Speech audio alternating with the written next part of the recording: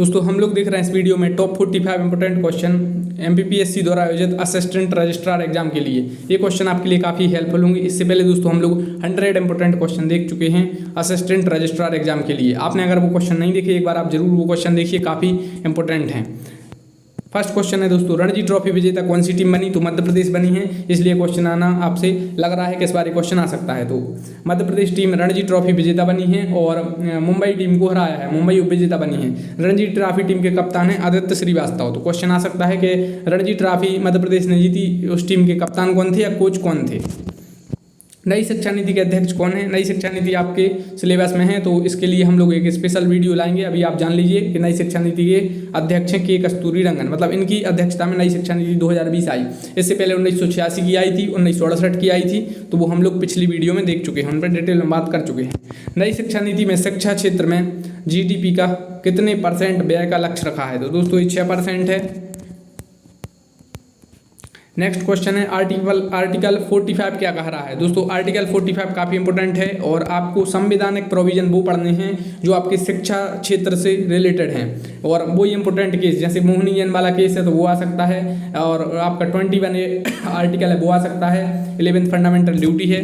तो 45 आर्टिकल कह रहा है कि फ्री एंड कंपलसरी एजुकेशन 14 साल तक के बच्चों के लिए। और 11वां मौलिक कर्तव्य है वो कब जोड़ा गया? ये क्वेश्चन आपसे पूछा जा सकता है। तो नेक्स्ट है DPEP, ये प्रोग्राम कब लॉन्च हुआ? DPEP यानी डिस्ट्रिक्ट प्राइमरी एजुकेशन प्रोग्राम, ये 1994 में लॉन्च हुआ। तो आपसे क्वेश्चन आ सकता है जैसे MDM स्कीम कब लॉन्च हुई, और आपका जैसे सर्व शिक्षा अभियान कब आया, ऑपरेशन ब्लैक बोर्ड कब आया, और शिक्षा का अधिकार अधिनियम कब आया। तो इस टाइप वाले आपसे प्रोविजन आ सकते हैं। राष्ट्रीय साक्षरता मिशन कब आया, या RUSA रूसा जो प्रोग्राम था वो कब आया। तो इस टाइप वाले क्वेश्चन आपसे असिस्टेंट रजिस्ट्रार एग्जाम में आने की संभावना है। एस्टेब्लिशमेंट है इसके अलावा, तो बार काउंसिल ऑफ इंडिया की स्थापना कब हुई? 1961 में। और ICAR की स्थापना कब हुई? तो 1929 में। तो बार काउंसिल ऑफ इंडिया, इसका प्रोविजन आप एडवोकेट एक्ट है एक 1961, उसमें आप देख सकते हैं। तो जैसे एस्टेब्लिशमेंट में जैसे आपसे पूछ सकते हैं कि UGC की स्थापना कब हुई, या NAAC का गठन कब हुआ, NAAC, या AICTE की स्थापना कब हुई, राइट। तो इस टाइप से आपसे क्वेश्चन आ सकते हैं एग्जाम में। नेक्स्ट है 10+2+3 शिक्षा पद्धति किस वर्ष लागू की गई? ये दोस्तों लागू की गई थी 1986 में। अब इसकी जगह पर दोस्तों 5+3+3+4, अभी हम लोग ये पिछली वीडियो में ये सब क्वेश्चन कवर कर चुके हैं, आप वो जाकर देख लीजिए। तो 10+2+3 शिक्षा पद्धति ये 1986 की शिक्षा नीति में लागू की गई थी। जो इससे पहले की शिक्षा नीति आई थी 1986 में, और अभी 2020 में। 1986 में उस समय प्रधानमंत्री कौन थे? राजीव गांधी प्रधानमंत्री थे। नेक्स्ट क्वेश्चन है, फर्स्ट ओपन यूनिवर्सिटी कौन सी थी? तो BR Ambedkar open university first open university है, और फर्स्ट IIT थी IIT खड़गपुर। खड़गपुर कहाँ पे दोस्तों? पश्चिम बंगाल में है। नेक्स्ट है, शिक्षा स्वस्थ शरीर में स्वस्थ मस्तिष्क का निर्माण करती है, किसने कहा है? तो दोस्तों ये कहा है अरस्तु ने। एक कथन आपसे आ सकता है, महात्मा गांधी का कथन पूछ सकते हैं शिक्षा पर, और डॉक्टर सर्वपल्ली राधाकृष्णन का कथन भी पूछ सकते हैं, और APJ अब्दुल कलाम का कथन भी पूछ सकते हैं। तो इस टाइप से आपसे एक क्वेश्चन शिक्षा के बारे में पूछा जा सकता है। शिक्षा के उद्देश्य के रूप में चरित्र निर्माण को किसने प्राथमिकता दी? दोस्तों सबको पता है ये महात्मा गांधी ने आपको शिक्षा के उद्देश्य के रूप में चरित्र निर्माण को प्राथमिकता दी। नेक्स्ट काफ़ी इंपॉर्टेंट क्वेश्चन है, राष्ट्रीय उच्चतर साक्षरता अभियान है, राष्ट्रीय उच्चतर शिक्षा अभियान ये किसने, यानी ये कब लॉन्च हुआ था? तो रूसा जो प्रोग्राम था ये लॉन्च हुआ था 2013 में।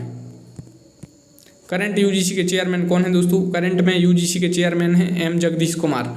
इससे पहले दोस्तों ये JNU के भी वाइस चांसलर थे। हाँ, तो करंट UGC के चेयरमैन कौन है? M जगदीश कुमार। दोस्तों आपको पता होना चाहिए कि दिल्ली यूनिवर्सिटी के वाइस चांसलर कौन है, आपके JNU के कौन है, राइट।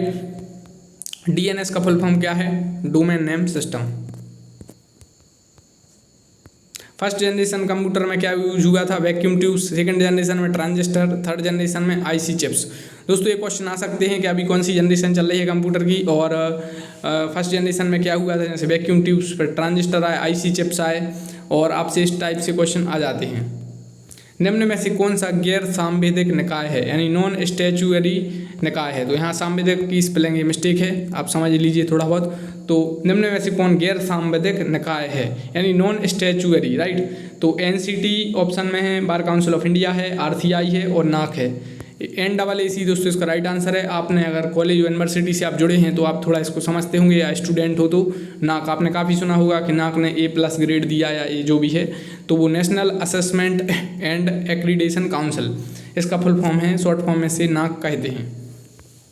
ये क्वेश्चन भी आता है कि इसकी स्थापना कब हुई थी, तो 1994 के आसपास, 1994 में ही इसकी स्थापना यानी इसका गठन हुआ था।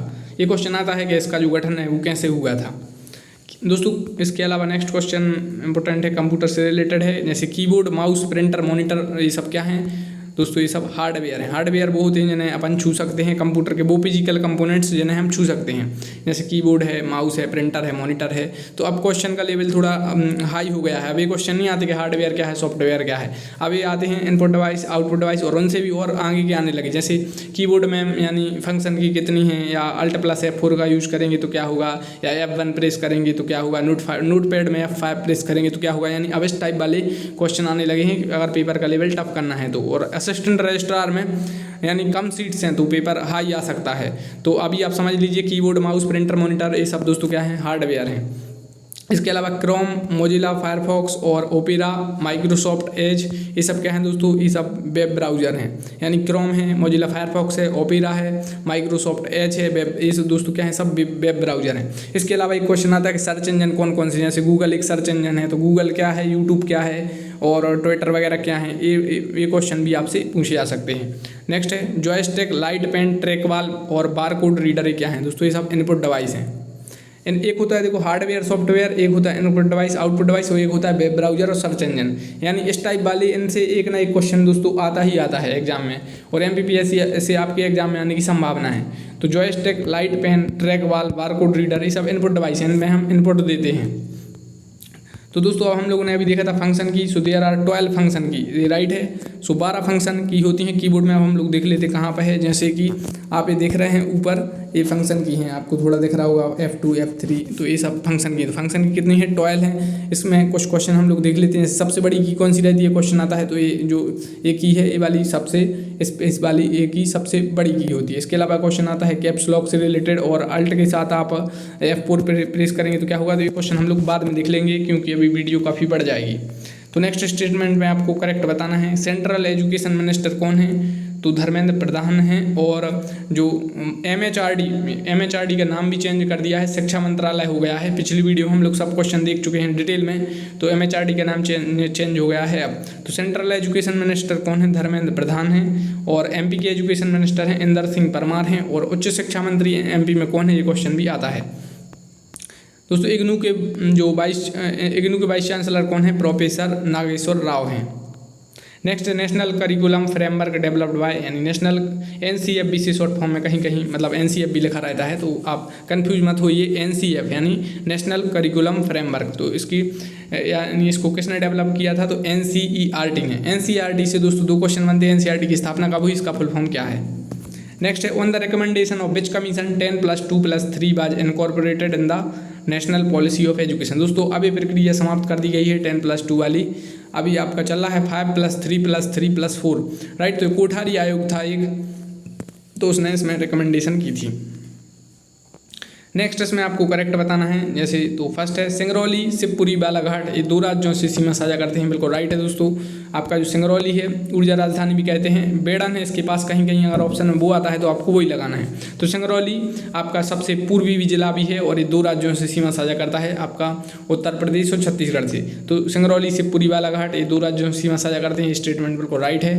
नेक्स्ट है राजपीपला, महादेव, मैकाल व राजमहल सतपुड़ा पर्वत श्रृंखला के उप विभाग हैं। ये दोस्तों बिल्कुल राइट है। आपका जो राजपीपला पहाड़ी है, महादेव है, मैकाल है व राजमहल है, ये सब आपके सतपुड़ा श्रृंखला के उप विभाग हैं। Now next is Aravalli and Vindhya श्रृंखला के मध्य में मालवा का पठार स्थित है। दोस्तों अरावली जो दुनिया की सबसे प्राचीन चोटियों में से एक मानी जाती हैं अरावली, तो अरावली और विंध्य श्रृंखलाओं के मध्य में ही मालवा पठार स्थित है। मालवा पठार से 2-3 क्वेश्चन आते हैं, वो आप ADPU की प्लेलिस्ट में जाकर दोस्तों हम लोगों ने डिटेल में इसमें कुछ क्वेश्चन कवर किए हैं। तो जैसे मालवा का पठार है, आपका बुंदेलखंड का पठार है, तो इनसे क्वेश्चन कैसे बनते हैं, उत्तर से दक्षिण जमाने दे देते हैं और इनकी सबसे ऊंची चोटी पूछी जाती है, इस टाइप वाले इनसे क्वेश्चन आते हैं।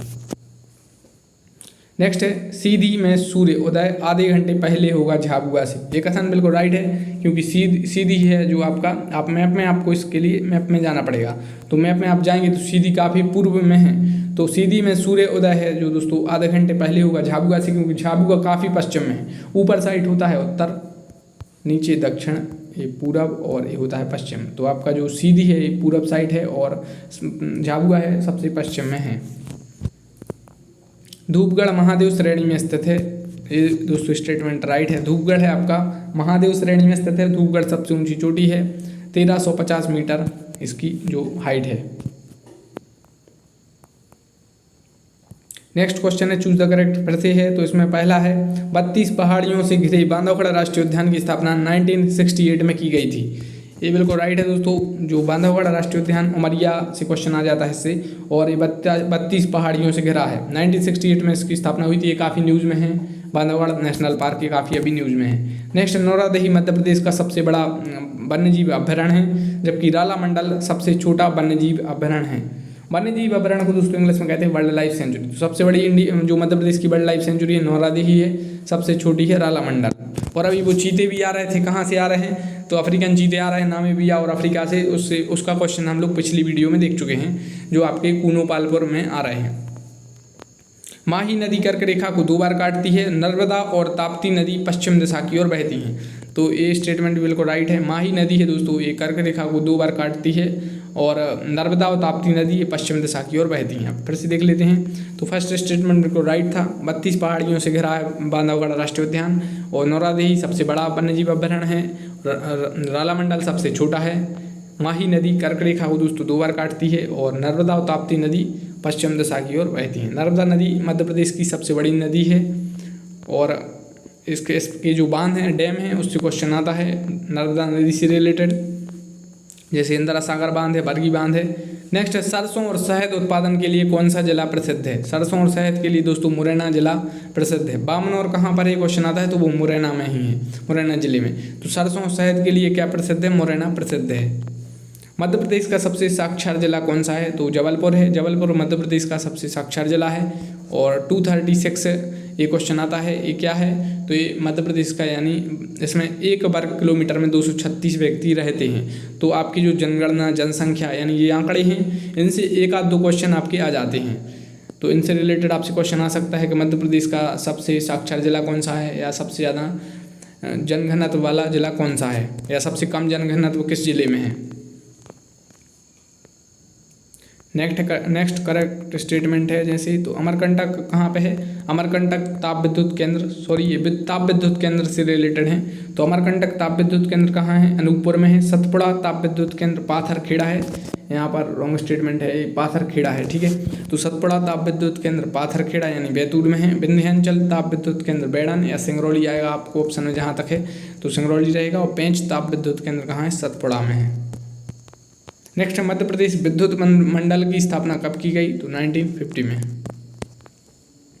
दोस्तों आपको बताना इसमें पहले क्या आया, सर्व शिक्षा अभियान पहले आया कि ऑपरेशन ब्लैक बोर्ड की शिक्षा का अधिकार अधिनियम, या दोस्तों MDM स्कीम, जिसे आपकी मध्याह्न भोजन स्कीम भी कहते हैं, और इसका नाम चेंज हो गया है। तो MPPSC ने इस बार क्वेश्चन भी इसलिए पूछ लिया था, तो पोषण स्कीम इसका नाम हो गया है। तो सर्व शिक्षा अभियान आपका 2001 के आसपास आया, लेकिन इसमें आपको बताना है कि पहले क्या आया। इन सब में दोस्तों सबसे पहले आया आपका ऑपरेशन ब्लैक बोर्ड, दूसरी शिक्षा नीति से संबंधित है, और ये आपका सबसे पहले आया। शिक्षा का अधिकार अधिनियम कब आया दोस्तों? 2009 में। सब क्वेश्चन हम लोग पिछली वीडियो में देख चुके हैं।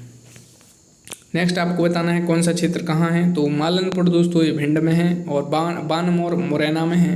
मैहर आपको पता ही सतना में है, और शारदा देवी का विख्यात मंदिर है आपका मैहर में, राइट। और आपका जो घर होता है वो भी आपका सतना जिले में आता है। और पीथमपुर आपको पता ही है कि धार जिले में है, और मांडू वगैरह ये सब कहाँ है? धार जिले में है। दोस्तों आपको बताना है हनुवंतिया टापू है, ये किस जिले में आता है? इसके अलावा IIT IIM ये कहाँ पे हैं? तो इंदौर में है। आपको पता ही है, इंदौर न्यूज़ में है, पुलिस कमिश्नर बने हैं इंदौर के, और इंदौर वाटर प्लस सिटी है, और 5वीं बार सबसे स्वच्छ शहर भी चुना गया है। इसके अलावा राजा मानसिंह तोमर संगीत, और इंदौर में चौराहे का नाम चेंज हुआ है, उससे क्वेश्चन आ सकता है। राजा मानसिंह तोमर संगीत विश्वविद्यालय 2008 ये कहाँ पे है? ग्वालियर में है। और दोस्तों जितने भी ये यूनिवर्सिटी हैं तो रजिस्ट्रार एग्जाम में आपके लिए काफ़ी हेल्पफुल होंगे। जैसे देवी अहिल्या विश्वविद्यालय की स्थापना कब हुई, हरि सिंह गौर की कब हुई, अवधेश प्रताप सिंह विश्वविद्यालय की कब हुई, बरकतुल्लाह की कब हुई, भोजमुक्त की कब हुई, ये सब आपको इनका पता होना चाहिए, इनके बारे में और detail. Barkatullah university, MANET, RGPV और भारत भवन कहाँ पे हैं दोस्तों, ये सब भोपाल में है। इसके अलावा क्वेश्चन आ सकता है वल्लभ भवन कहाँ पे है, राइट। तो बरकतुल्लाह विश्वविद्यालय आपका मैनेट भी है, और RGPV और भारत भवन ये सब दोस्तों कहाँ पे है, भोपाल में है। करमवीर पत्रिका के संपादक कौन थे, तो दोस्तों करमवीर पत्रिका के संपादक थे माखनलाल चतुर्वेदी। इन्हें एक भारतीय आत्मा कहा जाता है, और साहित्य अकादमी पुरस्कार मिला था इन्हें, तो उससे क्वेश्चन आता है किसके लिए मिला था, यानी कौन सी इनकी रचना थी या कृति थी जिसके लिए इन्हें जो वो पुरस्कार मिला था। होशंगाबाद जिले में से एक ग्राम है बाबई, उस ग्राम से संबंधित थे। मुस्कान किरार, विवेक सागर प्रसाद, समीर वर्मा, आदित्य श्रीवास्तव और ऐश्वर्य प्रताप सिंह तोमर, इनका संबंध किस राज्य से दोस्तों, तो ये सभी आपके MP से संबंधित हैं। मुस्कान किरार है, विवेक सागर प्रसाद इन्होंने ओलंपिक में पार्टिसिपेट किया था और DSP बनाए गए हैं, यानी जो जो ओलंपिक में यानी जो टीम मेडल लाई थी हॉकी में, तो उस टीम का ही हिस्सा थे विवेक सागर प्रसाद। समीर वर्मा, आदित्य श्रीवास्तव, आपको पता ही है कि मध्य प्रदेश अभी इसी वर्ष वो रणजी ट्रॉफी मध्य प्रदेश टीम ने जीती है। ऐश्वर्य प्रताप सिंह तोमर इन्होंने भी भाग लिया था ओलंपिक में, तो इन सबका संबंध दोस्तों मध्य प्रदेश से है। भीमबेटका, सांची, मंडीदीप, ये सब किस जिले में आते हैं दोस्तों, ये सब आते हैं रायसेन जिले में। भीमबेटका यूनेस्को की विश्व विरासत स्थल में है, सांची भी यूनेस्को की विश्व विरासत स्थल में है। MP में 3 यूनेस्को वर्ल्ड हेरिटेज साइट हैं, कौन कौन सी, खजुराहो आपकी, सांची और खजुराहो, सांची और भीमबेटका। तो भीमबेटका, सांची और मंडीदीप किस जिले में आते हैं, रायसेन जिले में। नेक्स्ट दोस्तों आपसे क्वेश्चन आ सकता है कि किन की रचना है, यानी कौन सी रचना किन की है, ये आपसे एक क्वेश्चन पूछ सकते हैं। जैसे बिखरे मोती, राखी की चुनौती, झांसी की रानी। दोस्तों अगर आप ADPO वाले एस्पिरेंट हैं तो भी आपके लिए काफ़ी हेल्पफुल हैं। तो बिखरे मोती, राखी की चुनौती, झांसी की रानी, दोस्तों ये सब हैं सुभद्रा कुमारी चौहान की। हर्षचरित, कादम्बरी, चंडी शतक, तो ये सब बाणभट्ट, और बाणभट्ट मध्य प्रदेश से संबंधित हैं, इसलिए जितने ये मध्य प्रदेश के कवि हैं तो इनसे रिलेटेड तो आप इनसे पढ़ लीजिए। जैसे माखनलाल चतुर्वेदी हैं आपके, और हरिशंकर परसाई हैं, बालकवि बैरागी हैं, यानी इनको तो आप इनकी जितनी भी रचनाएं इंपॉर्टेंट हैं वो पढ़ लीजिए, इनसे क्वेश्चन आने की संभावना ज़्यादा रहती है। तट की खोज, भूत के पांव पीछे, तो ये हरिशंकर परसाई जो कि महान व्यंग्यकार हैं, तो उनकी ये रचना है। रसिक प्रिया, कवि प्रिया और वीर सिंह देव चरित्र, ये केशवदास से संबंधित हैं। केशवदास दोस्तों मुख्यतः ओरछा से संबंधित हैं। रसिक प्रिया, कवि प्रिया, वीर सिंह देव चरित्र, और वीर सिंह देव ने एक महल भी बनवाया था, उससे क्वेश्चन आता है। बुनी हुई रस्सी, तो बुनी हुई रस्सी भवानी प्रसाद मिश्रा की रचना है। नेक्स्ट है इंकजेट, लेजर और थर्मल प्रिंटर हैं, ये सब किसके एग्जाम्पल हैं दोस्तों, ये सब नॉन इम्पैक्ट प्रिंटर के एग्जाम्पल हैं। अब दोस्तों क्वेश्चन का लेवल बढ़ गया है, तो पहले ही क्वेश्चन ये आती थी कि हार्डवेयर क्या है, सॉफ्टवेयर क्या है, आउटपुट डिवाइस क्या है, इनपुट डिवाइस क्या है। क्वेश्चन डिटेल में आने लगे कि प्रिंटर के टाइप कौन से हैं, लेजर प्रिंटर क्या है, और आपका इंकजेट प्रिंटर क्या है, और कीबोर्ड में भी शॉर्टकट कीज टाइप वाले क्वेश्चन आने लगे हैं। तो अब इस टाइप वाले क्वेश्चन आपसे आ सकते हैं। इंकजेट, लेजर और थर्मल प्रिंटर किसका एग्जाम्पल हैं, तो दोस्तों नॉन इम्पैक्ट प्रिंटर का एग्जाम्पल हैं। इसके अलावा इम्पैक्ट प्रिंटर में जैसे डॉट मैट्रिक्स प्रिंटर है और डिजिटल प्रिंटर है।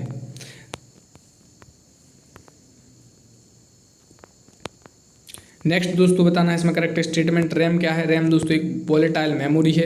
मेमोरी दो प्रकार की होती है, जैसे नॉन वोलेटाइल और वोलेटाइल, इनमें क्वेश्चन आता है। इसके अलावा हार्ड डिस्क, फ्लॉपी डिस्क, ये सब क्या है, सेकेंडरी मेमोरी है। कीबोर्ड, माउस, मॉनिटर, प्रिंटर, ये सब क्या है, हार्डवेयर हैं। First computer language developed for programming is Fortran, यानी फोर्ट्रैन जिसका फुल फॉर्म होता है फॉर्मूला ट्रांसलेशन, या तो इस first computer language developed for programming is, तो ये फोर्ट्रैन है जो फर्स्ट प्रोग्रामिंग लैंग्वेज है। नेक्स्ट क्वेश्चन भी कंप्यूटर से रिलेटेड है। हाई लेवल लैंग्वेज कौन सी हैं और लो लैंग्वेज कौन सी है, ये क्वेश्चन आ सकता है। आपसे पूछ सकते हैं कि कोबोल और बेसिक ये कौन सी लैंग्वेज हैं। ये दोस्तों हाई लेवल लैंग्वेज हैं, यानी COBOL, BASIC, C++, Fortran, Java, Pascal, Perl, PHP, Python, Ruby और विजुअल बेसिक, ये सब हाई लेवल लैंग्वेज हैं। इसके अलावा अभी मुख्यतः कौन सी लैंग्वेज यूज हो रही है, आर्टिफिशियल इंटेलिजेंस में कौन सी लैंग्वेज यूज हो रही है, तो इस टाइप वाले क्वेश्चन अभी आ सकते हैं। लो लेवल लैंग्वेज कौन सी हैं, जैसे मशीन लैंग्वेज है और असेंबली लैंग्वेज है, ये सब दोस्तों लो लेवल लैंग्वेज हैं। Excel workbook is a collection of, तो वर्कशीट इसका राइट आंसर रहेगा। Next control plus C and control plus B is used in document, यानी डॉक्यूमेंट में कंट्रोल सी और यानी कंट्रोल के साथ सी और कंट्रोल के साथ बी का यूज किस लिए होता है, तो कॉपी सिलेक्टेड टेस्ट के लिए होता है कंट्रोल सी का यूज, और कंट्रोल प्लस बी से paste selected test in a document. Madhya Pradesh विश्वविद्यालय अधिनियम का क्रमांक क्या है दोस्तों, तो ये है एक्ट नंबर 22 ऑफ 1973। क्वेश्चन आ सकता है कि मध्य प्रदेश विश्वविद्यालय अधिनियम कब से लागू हुआ, कितनी इसमें धारा यानी इसमें कितनी धाराएं हैं, यानी कितनी सेक्शंस हैं, कितने चैप्टर वगैरह हैं, ये क्वेश्चन आते हैं। स्वतंत्र भारत के पहले शिक्षा मंत्री कौन थे, तो मौलाना अबुल कलाम आज़ाद थे स्वतंत्र भारत के पहले शिक्षा मंत्री। माउस की खोज किसने की, माउस की डिस्कवरी किसने की, तो डॉगलस एंजेलबर्ट ने की। और कीबोर्ड की क्वेश्चन ऐसे आ जाते हैं कि माउस में कितने बटन होते हैं, राइट, और जनरली कीबोर्ड में कितने बटन होते हैं, तो माउस की स्थापना डॉगलस एंजेलबर्ट ने की। कीबोर्ड की स्थापना की क्रिस्टोफर लैथम सोल्स ने। 1857 में 3 विश्वविद्यालय कौन कौन से बने, तो कोलकाता, मद्रास और बॉम्बे। कोलकाता, मद्रास और बॉम्बे बने। भारत के पूर्व राष्ट्रपति डॉक्टर शंकर दयाल शर्मा का जन्म कहाँ हुआ था, तो उनका जन्म हुआ था भोपाल में। एक क्वेश्चन आ सकता है कि डॉक्टर शंकर दयाल शर्मा किस राज्य से संबंधित थे, तो मध्य प्रदेश से। अभी नई राष्ट्रपति बनी है, तो क्वेश्चन इसलिए राष्ट्रपति से रिलेटेड आ सकता है। मध्य प्रदेश से ऐसे कौन से व्यक्ति थे जो राष्ट्रपति बने। दोस्तों जो मध्य प्रदेश हाईकोर्ट के पहले चीफ जस्टिस थे वो भी कार्यवाहक राष्ट्रपति रहे हैं। देश का पहला हीरा संग्रहालय कहाँ है, तो ये खजुराहो में है। खजुराहो विश्व विरासत स्थल में है, छतरपुर जिले में आता है। मेघा पाटकर का संबंध किस आंदोलन से था, तो नर्मदा बचाओ आंदोलन से था। क्वेश्चन आ सकता है कैलाश सत्यार्थी का संबंध किस आंदोलन से था, तो बचपन बचाओ आंदोलन से। इसके अलावा सुंदरलाल बहुगुणा, उनका पिछली वर्ष ही निधन हुआ है। Atal Bihari Vajpayee, Kailash Satyarthi, Padmashri Bhuribai, Durgabai Vyam and Arjun Singh is related to, यानी इन सब का संबंध किस राज्य से है, तो मध्य प्रदेश से है। अटल बिहारी वाजपेयी प्रधानमंत्री बने और कैलाश सत्यार्थी आपके नोबेल पुरस्कार मिला 2014 में, और ये बचपन बचाओ आंदोलन से संबंधित थे। इन्होंने अभी कोविड में एक बुक, इनकी फेमस बुक हुई थी, उससे क्वेश्चन भी आता है। पद्मश्री भूरीबाई को पद्मश्री मिला, दुर्गाबाई व्याम को भी मिला पद्म अवार्ड, और अर्जुन सिंह ये मुख्यमंत्री थे। ये क्वेश्चन आता है भोपाल गैस त्रासदी हुई थी उस समय मुख्यमंत्री कौन थे। इसके अलावा लता मंगेशकर का संबंध भी मध्य प्रदेश से है, तो क्वेश्चन इनसे आ जाता है। लता मंगेशकर, माखनलाल चतुर्वेदी, बालकवि बैरागी, हरिशंकर परसाई, गजानन माधव मुक्तिबोध।